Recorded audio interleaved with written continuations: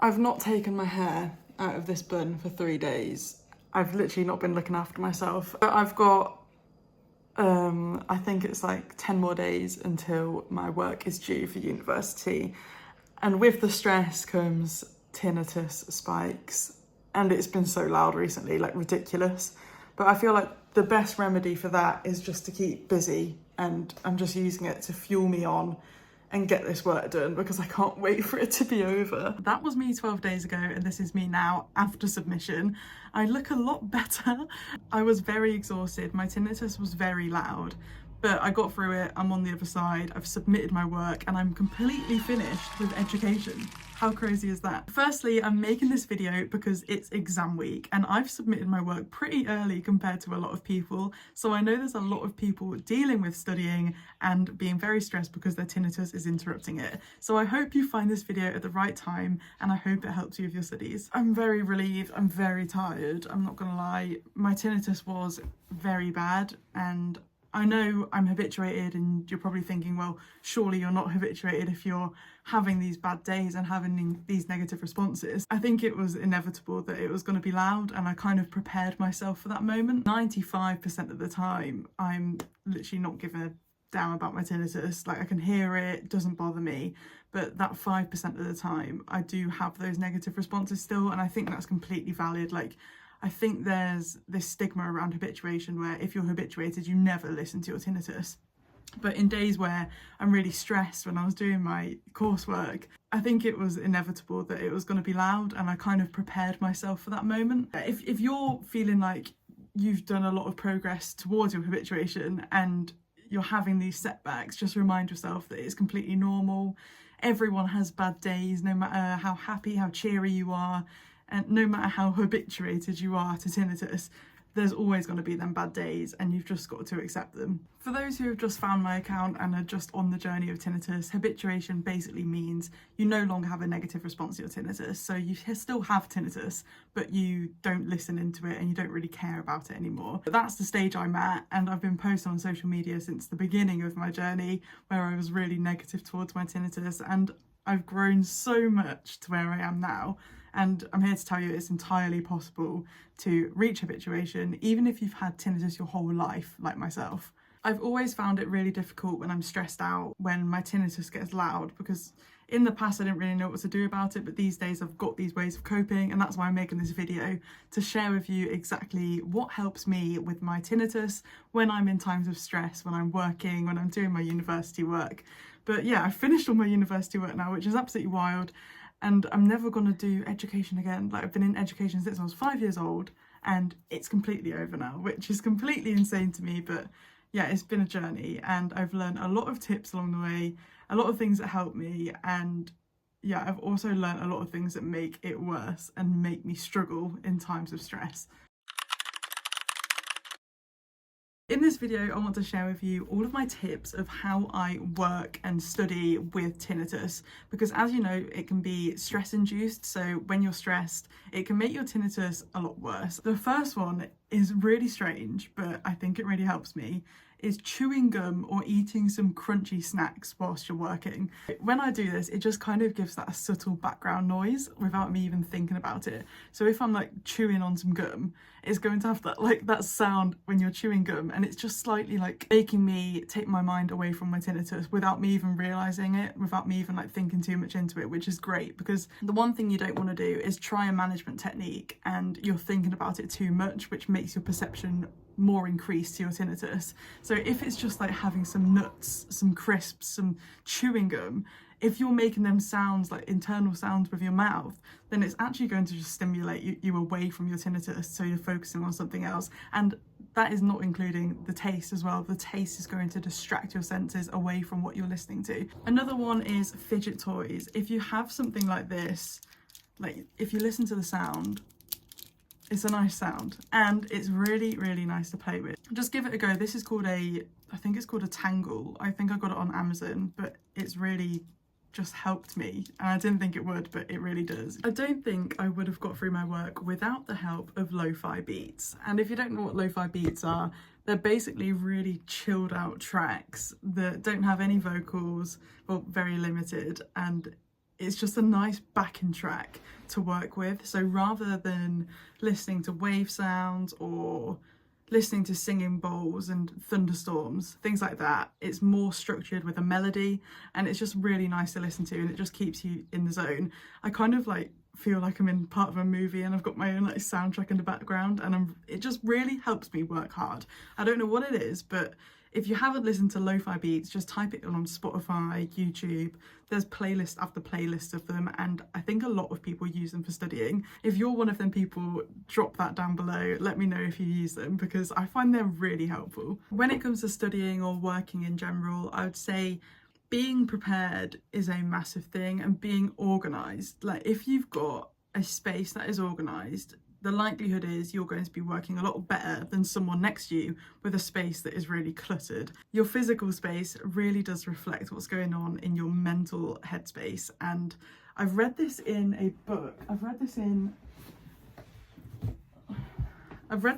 Zen, The Art of Simple Living, and it was actually talking about, here we go, organise your desk. Let me read it out. Take a look at the desks around you in an office. The people who always have tidy desks are most likely good at their jobs.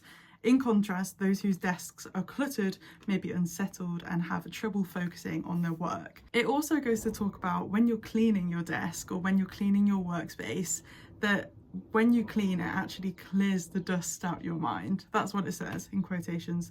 And I think that's a really nice way of looking at things, because when I'm tidying up, I do actually feel a lot clearer in my head, and I cannot work in a messy environment. So make sure you look at the environment you're working in and clear up what's been left out, because it can get really overstimulating. Overall, although it's not directly impacting your tinnitus, it's going to impact the way you're feeling. If you've got a stressful environment, you're gonna feel stressed in general, so just tidy your workspace. I have this spray. This is like, I don't know where I got this from. I think it was at Christmas time I got given it, but it's a calm body mist, and you can get like all sorts of them. So you can get lavender body sprays, things like that. But when you spray this calming scent, it just makes you feel so much more less stressed. And if you're spraying it on occasions when you need it, it's going to associate your mind with getting in the zone. But if you like haven't got like a lavender spray or anything like that, I recommend searching for different scents that actually make you feel calm, because once you have that spray, you're just going to keep putting it on when you need it, smell it, and it just motivates you to get on with work, and it de-stresses your mind. I also do that at night time with aromatherapy. I've got my little diffuser, I put some drops in there of lavender, and it just makes me ready for bed. I've basically got these scents associated with different parts of the day, so at bedtime I'll put some lavender oil in my diffuser, and it will just make me feel so zen and just ready to go to sleep. The next tip is super important. Take regular breaks. Take my advice and don't actually do what I do some days, because some days I completely neglect myself. But what I basically did was I stayed up all day, all night, and I didn't have a drink of water. I didn't stop once. I mean, I did now and then, but not as much as I needed to. Because of this, I had such a bad headache, and I just ended up feeling burnt out, and I couldn't work the next day, and it was just not good. And let me tell you, when I had Dave, my boyfriend, around, he made me stop every 20 minutes for a drink of water, and I didn't once get a headache, I didn't once feel fatigued, and that's because I kept taking these breaks. So make sure you take breaks, because obviously tiredness and exhaustion can also exacerbate your tinnitus and make you feel a lot more stressed out and just run down altogether. So just take breaks and you'll feel so much better for it. Sleep is very important when you're trying to do your best. If you're not getting enough sleep, you're not going to be functioning properly the next day. And I think, I'm not a medical professional or anything, but I think when you're not getting enough sleep, the reason why your tinnitus is louder is because your brain isn't functioning properly, because it's not had that time to recover from the day that you had before. So if you're getting enough sleep, you're going to be on top form, obviously. Because of this, I think setting bedtime schedules when you're revising is really helpful, and my Fitbit is really helpful for that. And I didn't actually wear this when I was studying, but I wish I did, because I knew I was getting so little sleep, and I just wanted an indication of how much I was getting. I feel like if you're tracking your sleep, you're so much more in control of your health, and you know exactly where you're at, because in the past I've actually gotten so much sleep, but I was convinced I got no sleep that night, which made me feel tired because I convinced myself I had no sleep. But when I checked on my Fitbit app, it said I got 8 hours. I was like, thank God for that. And I instantly felt on top form because I realised, oh, I had actually got the right amount of sleep and not like 2 hours like I thought. Practicing breathing exercises are also really helpful, especially when you're taking them breaks in between studying. So if you're taking a break in between studying, you need to have time to reflect, because I think you can have times where you have a break but you're still thinking about your work. So if you set like a little routine of doing breathing exercises or just really getting into your own zone and realizing what's around you, being mindful of your space, that's so helpful because it just takes away what you've been doing for the past like 3 hours. So if you do that, you're going to feel a lot better for it. This also takes me on to CBT exercises. If you want to learn different CBT exercises, you can look at the video that I posted not too long ago here. I think it will be here. I like to use tinnitus to my advantage sometimes, and I know exposure therapy is really difficult for a lot of people, including myself, but I often find when I sit with my tinnitus, I feel more inclined to be busy, to distract away from it. If I'm just sitting there in silence, I will just do my work and I will get in the zone very, very quickly, and I'll end up just not thinking about my tinnitus at all. So if you're finding you're not getting in the zone when you have music on and things like that, try and sit with your tinnitus, and if it's uncomfortable for you, don't do it, but just give it like 2 minutes whilst you're working and just see if you can do it. Pair it with something that can distract you away from it physically, with a fidget toy. It can be really helpful. Finally, onto the obvious, okay? Get up and move. If you're not getting up and moving, you're going to feel absolutely terrible. It's like when you sit in bed all day. You feel terrible for it because you feel like you've not achieved anything and you just feel stiff, achy. It can be horrible. Make sure you set yourselves to have long breaks. So have like 2 long breaks in a day and just go out for a walk. You don't have to have an aim. Usually burnout happens when you're working on something for so long and you're just not realizing how much you're neglecting your health. And once you actually step outside and go for a walk, you can feel so much better. It's amazing what a walk can do.